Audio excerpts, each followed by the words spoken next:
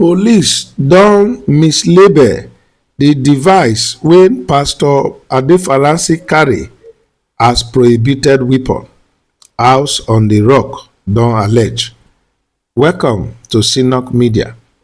Abeg, if you never subscribe to our channel, make you do so now. Make you put on your notification button.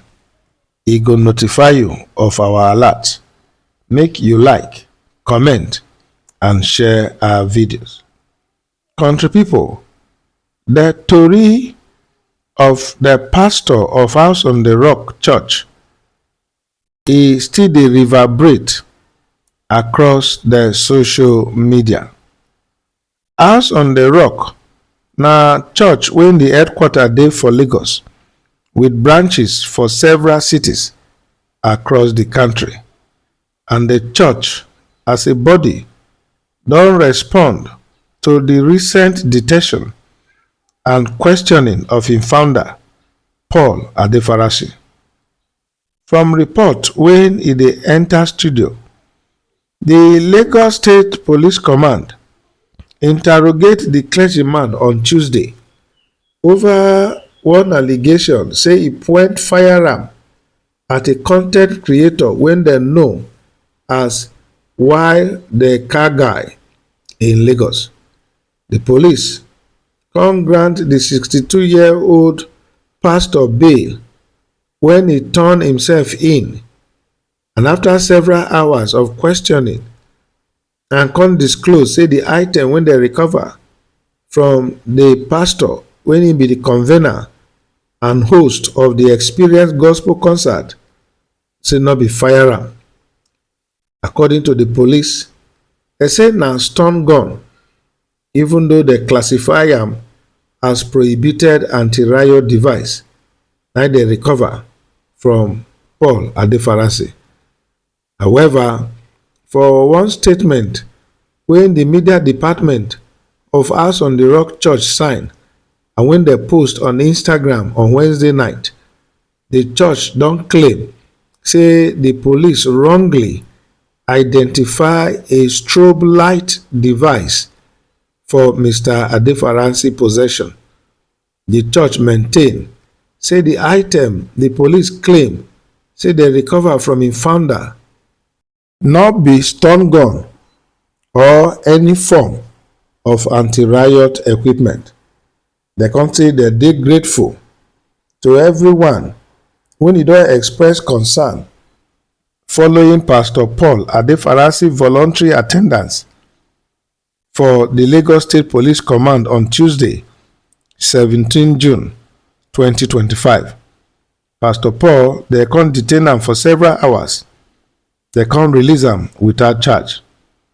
During that time, one official police tweet come mislabel in strobe light stinger, when they also know as stun gun, saying na prohibited anti-riot equipment. Leading Nigerian lawyers come advise this description say e dey incorrect for law according to the church. See, additionally, the church come say the founder dey law abiding and go continue to dey cooperate with the investigation. The newspaper come report say the police say the investigation dey ongoing as na bail na dey grant Pastor Adefarasin.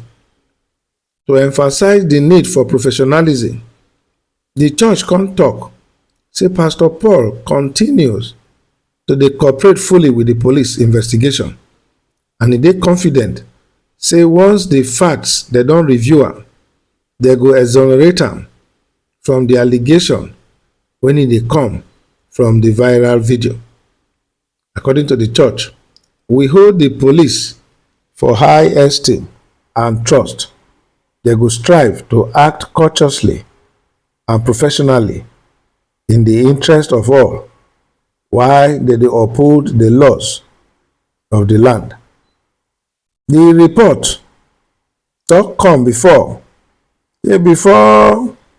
Pastor Paul Adefarasin turned himself in for questioning e don deny the allegation say e point gun for the con ten t creator wey dem know well well say e dey like to dey film luxurious cars and e dey share the footage on im platforms.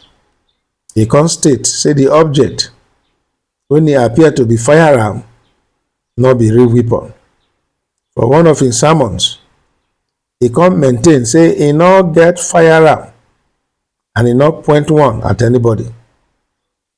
The architecture graduate from the University of Miami, e say im feel hurt and shocked when e con learn of the online controversy wey e surround the video.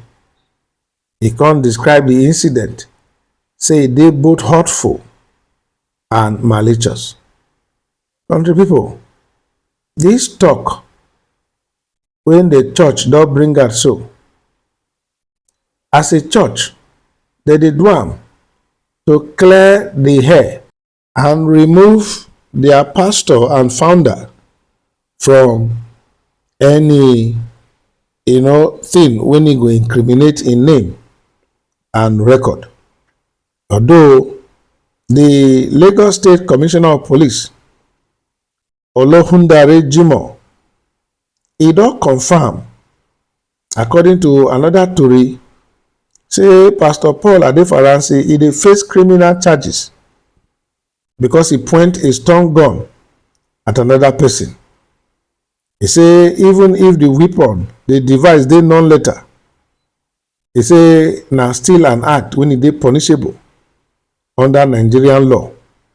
So you go now understand why the church dey come out now to talk say wetin the pastor point na a kind of light and not be stun gun per se, and also the labeling wey police give am as anti-riot equipment when e dey prohibited, e say no be so e be. Now the question be, why dey allow am reach this stage? Why the pastor, first of all, e see somebody dey film cars, e come wind down, e come point something at the person? The whys come dey plenty. Why? Especially as a clergyman, e necessary for am to do that thing when e do, and you no address that matter immediately. The next thing you do, you go church, still say no be gun you point. Maybe for helping cause that day, if Adebini bring out wetin e point, make the world see wetin e point. The tori na e don dey get k-leg and e don dey bring matters arising. I just pray make all parties handle this matter very well.